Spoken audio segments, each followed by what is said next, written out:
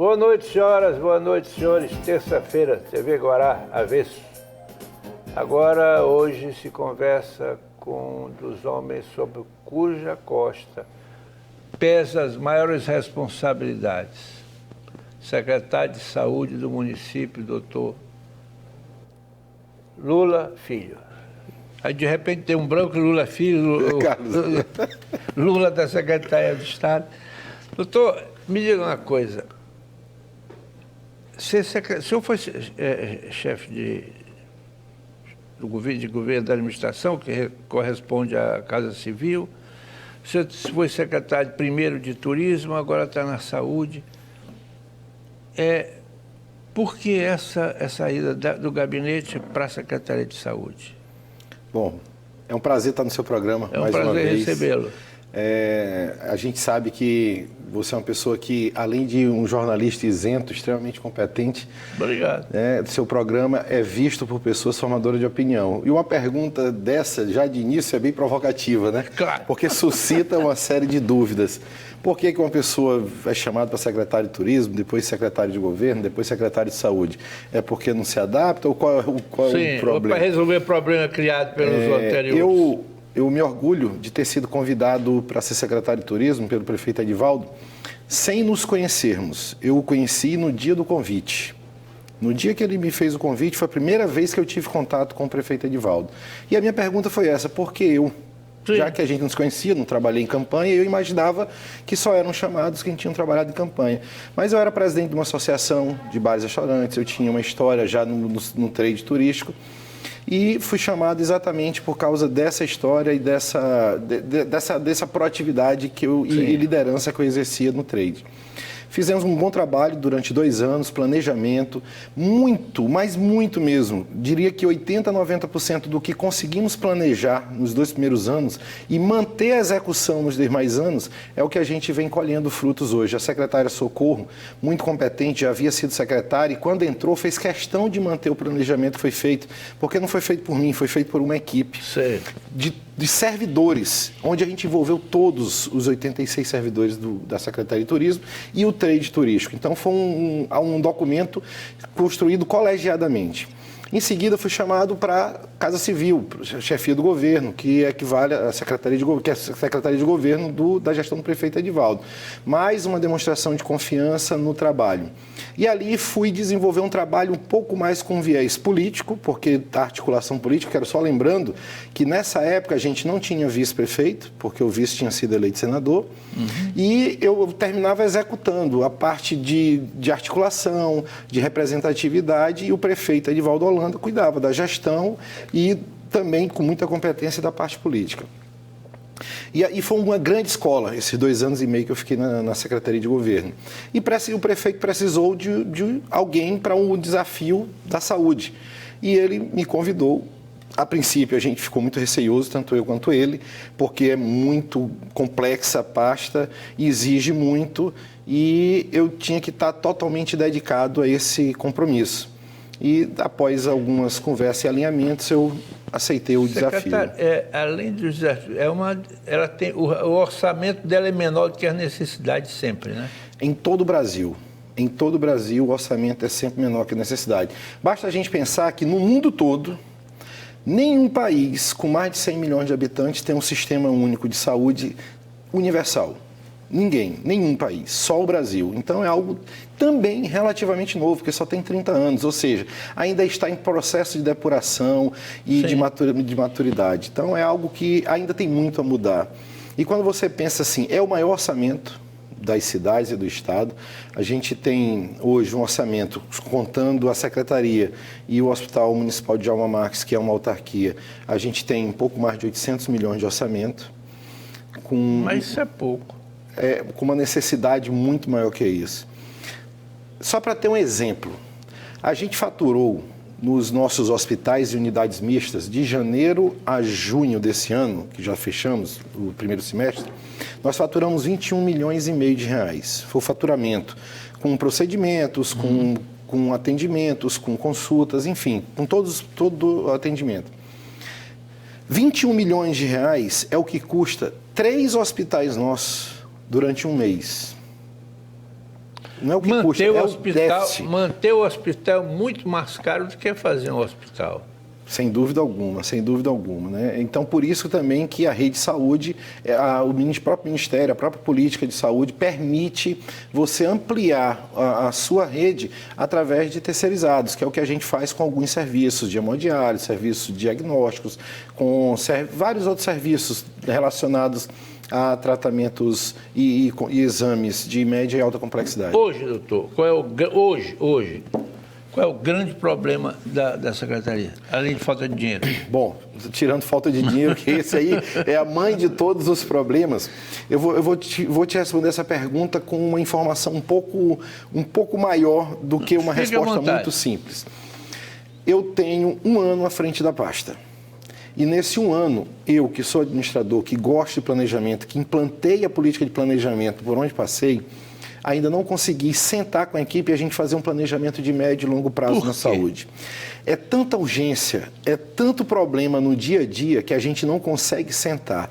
Só para levantar as pastas e ações prioritárias que a gente deveria acompanhar passo a passo, isso já demanda uma série de avaliações. Só para ter uma ideia, eu comecei a fazer assim, nós temos mais de 200 ações monitoradas pelo Ministério. Imagina assim, com indicadores que a gente tem que prestar conta ao Ministério da Saúde.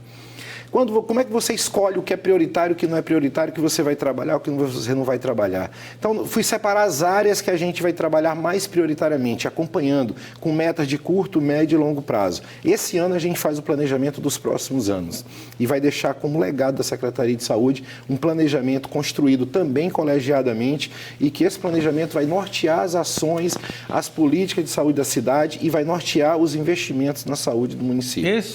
Só lhe interrompendo, só para enriquecer a resposta. Esse planejamento é feito sobre que critérios? Exatamente isso, até para escolher as áreas básicas. Então, a gente pega aqui que critérios. Políticas públicas que são vetores de transformação. Por exemplo, quando a gente fala de média e alta complexidade, se eu melhorar os hospitais, a gente melhora o atendimento em cadeia em uma série de outros vetores. Se eu melhoro marcação de consulta, eu melhoro o serviço numa série de outros fatores. Se eu melhoro saúde mental, eu melhoro uma série de outros atendimentos que também desencadam. Se eu melhoro a atenção básica, eu tenho um efeito em cadeia que vai repercutir positivamente lá nos hospitais, lá na média e alta complexidade. Quando eu trabalho a política da mulher, a política de saúde da mulher, eu também dou um olhar mais atento para várias ações que atendem especificamente mulheres e que a gente tem um grande lapso de atendimento nessa faixa de público. Então, o que a gente fez foi mapear áreas. E nós temos 30 áreas mapeadas e mais os hospitais. É como se fosse uma prefeitura com 34 secretarias. Imagina o desafio que tem à frente para a gente estabelecer dentro.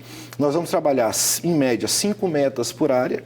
Então, nós vamos trabalhar monitorando 170 metas de curto, médio e longo prazo. O senhor falou aí em melhoramento de algumas coisas. É comum as filas de madrugada na calçada, consulta, não sei o quê, é uma coisa degradante, chega para ser humilhante ou chega... Como é que está isso? Bom, interessante sua pergunta. Isso é um problema nacional, mas que foi um dos primeiros focos que eu tratei. O prefeito Edivaldo disse, trate com carinho essa questão da marcação de consulta. Eu entrei dia 25 de julho.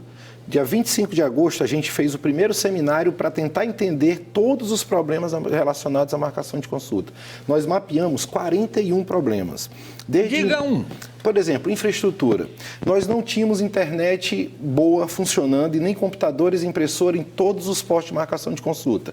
Então, uma certa vez que eu ia de madrugada para a marcação de consulta, acompanhar os problemas, ouvir a população.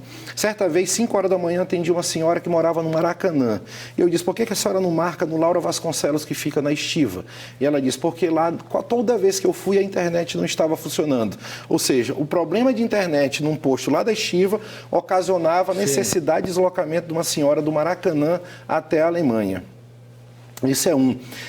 Além de computadores, o sistema 12 anos funcionando sem atualizações, estava obsoleto.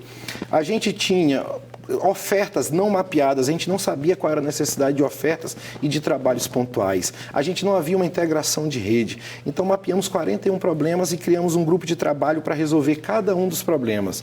Uma primeira etapa de 7 meses, totalmente cumprida. Eram 16 passos para o cidadão marcar uma consulta. 16 passos? 16 passos. Que passos eram esses? Por exemplo, ele tinha que primeiro pegar uma senha em torno do dia 9 e 10 do mês. 9 e 10. E pegava uma fila... Só 9 e 10? Pegar, em torno de 9, 10, 11, dependendo da segunda-feira. Ele tinha um dia para ir na marcação de consulta pegar uma senha. Voltava depois, dia 25, para com essa senha tentar marcar uma consulta. Só que a gente dava a senha antes de saber a oferta do mês. Então, muitas vezes as pessoas chegavam com senha e não conseguiam marcar a consulta. Outra, aquela marcação não era... Essa foi a situação que o senhor encontrou. Exatamente. Agora tem um detalhe, a pessoa não marcava consulta com a gente, levava um encaminhamento para marcar uma consulta no local. Ou seja, ele não saía com a consulta marcada. Ele tinha o dia de pegar a fila, dormia à noite para pegar uma senha, depois dormia de novo na calçada para pegar um encaminhamento e depois ia para o local marcar uma consulta. Hoje não, ele chega na central de marcação de consulta ou qualquer uma das 23 unidades, marca a consulta e já sai com agendamento da consulta. Diminuímos de 16 para 3 passos. Veja bem, mas isso aí, a administração, você está no segundo mandato. Exatamente. O primeiro mandato não olhou isso, não? Olha, cada um tem sua forma de gerir, cada um tem suas prioridades. Eu gosto de gerir, eu sou muito cartesiano, né? Isso é um traço meu. E como gestor, eu gosto de dissecar os problemas em tantas partes menores quanto forem possíveis. E aí vamos resolvendo uma a uma, com muita calma, porque o tempo todo a gente levou pressão da população, da imprensa, dizendo que não estávamos fazendo nada. Mas nós sabíamos que estávamos. E hoje não tem mais semana de marcação de consulta. A pessoa marca qualquer dia, em qualquer uma das 23 unidades. Lógico que obedecendo o critério de ter oferta ou não, porque algumas especialidades a gente ainda não conseguiu ampliar a oferta. O certo é que aumentamos de 8 a 9 mil marcações por mês para 19 mil marcações por mês e não tem mais pessoas dormindo na calçada de madrugada para esperar uma fila, para pegar uma senha, para sair com um encaminhamento.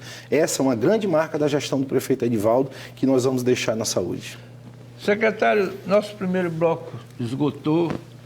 Aí ainda tem vários assuntos para serem tratados. Não saia não, a gente não demora. É só um minuto.